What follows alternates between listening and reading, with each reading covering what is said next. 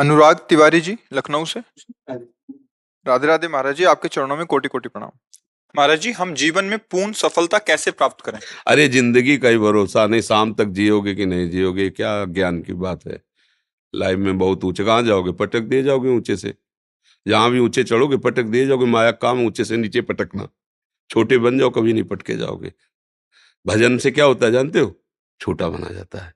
तृणादपि सुनीचे। अब कोई पटक के दिखावे। मान लो आप सीधे चित्त पड़े हो, अब सब कौन चित्त करेगा? पहले चित्त राधा राधा राधा। आराम से सो जाओ। अब तो तुम्हारी इच्छा है कि हम ऊंची पर चढ़े, तो फिर बहुत अच्छी पकड़ होनी चाहिए। नहीं फिसल गए तो गिरोगे, हड्डी हड्डी टूट जाएगी।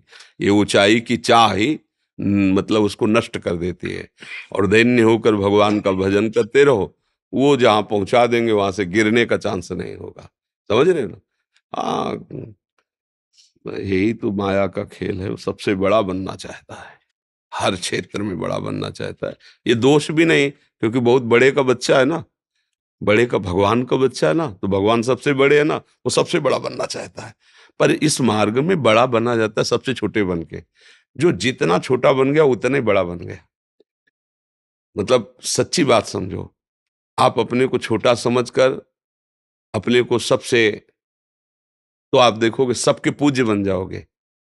और जब सबसे बड़ा कर तो क्या है, इसमें गलती क्या होती? हमारा अहंकार पुष्ट होता है। वो अहंकार का काम है नाश करना, पतन करना। ये बड़ा कष्टदायक अहंकार है। तो हम लोग समझ नहीं पाते, दुश्मन को सपोर्ट करते हैं, वही हमें मार देता है। दैन्य होने से क्या है, अहंकार नष्ट होता है। और जहां अहंकार नष्ट हुआ तो भगवान की कृपा का पात्र बन गया, फिर सर्वमंगल हो जाता है। बात ऐसी है बच्चा।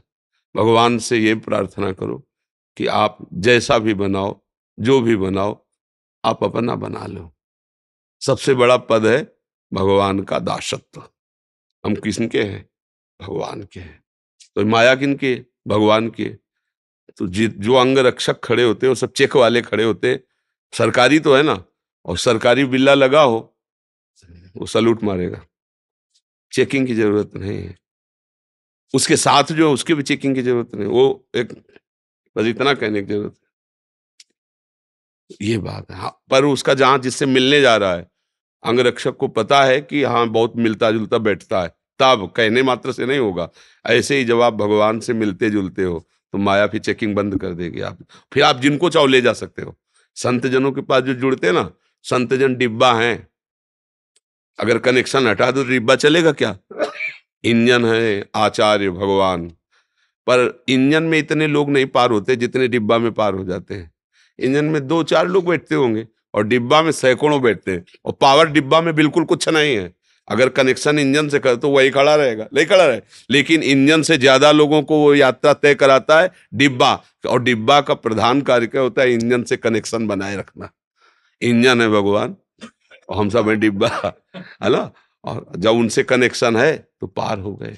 अगर उनसे कनेक्शन नहीं तो वहीं खड़े रहोगे, जहां से कनेक्शन हटा वहीं खड़े हो।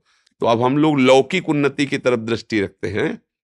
तो लौकिक उन्नति का परिणाम अंतिम बताओ। अंतिम परिणाम लौकिक उन्नति। सिकंदर जैसा बादशाह जब जा रहा था तो उसने यही कहा था, जब शरीर पूरा हो तो मेरे हाथ ऐसे खोल लेना। कि इतना पराक्रमी, इतना सब कुछ समेटने वाला, आज खाली हाथ जा रहा है, कुछ नहीं है उसके पास। मतलब बादशाह था, सिकंदर नाम से लोग थर्राते थे। वो ऐसे चला। इससे ज्यादा उन्नति तो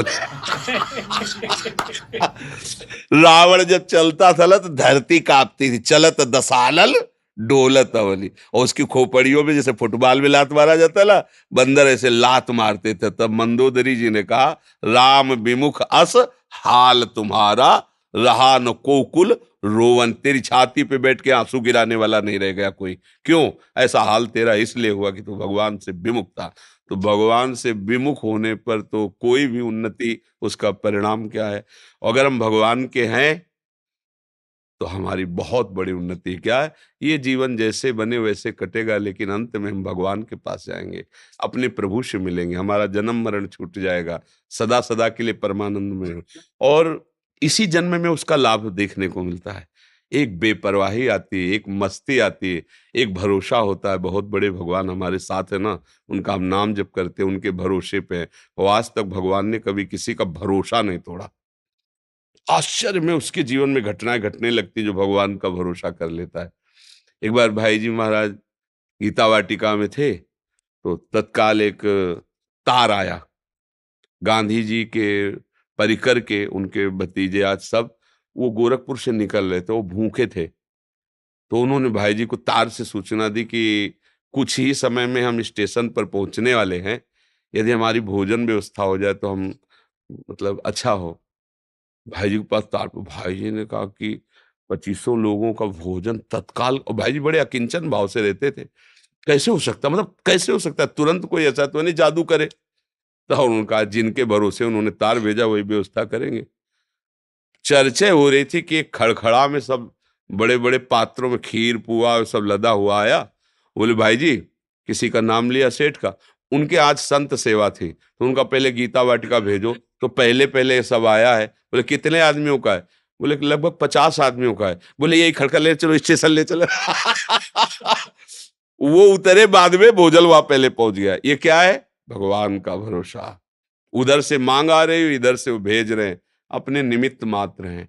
अगर अपने ऊपर भार लेंगे तो चिंतित ही रहेंगे, और उनके ऊपर भार दे देंगे तो योगक्षेमम वहाम में हम वो वहन कर लेते हैं।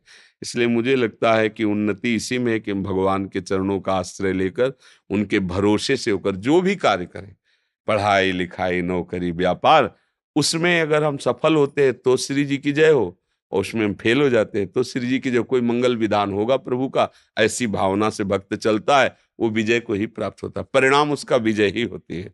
जैसे महाभारत में देखो, कौरवों का नक्शा है और बन बन भटकना पड़ रहा है इन महारथियों को। 12 वर्ष का वनवास, 1 वर्ष का अज्ञातवास, क्या क्या कष्ट सह रहे हैं। तो धर्म में चलने वाले को थोड़ा कष्ट तो, लेकिन सिंहासन आरूढ़ कौन हुआ अंत में? महाराज युधिष्ठिर, धर्मराज युधिष्ठिर हुए, और कौरवों का वंश विनाश हो गया।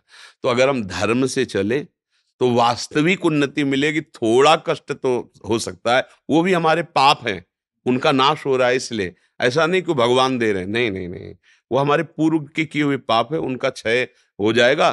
तो हमारे जो वर्तमान के पुण्य हैं, सुकृत हैं, वो हमें मंगलमय कर देंगे। तो इसलिए बच्चा, उन्नति तो भगवान के चरणों में समर्पित होने पर है। हमारी दृष्टि में लौकिक उन्नति कोई उन्नति नहीं है।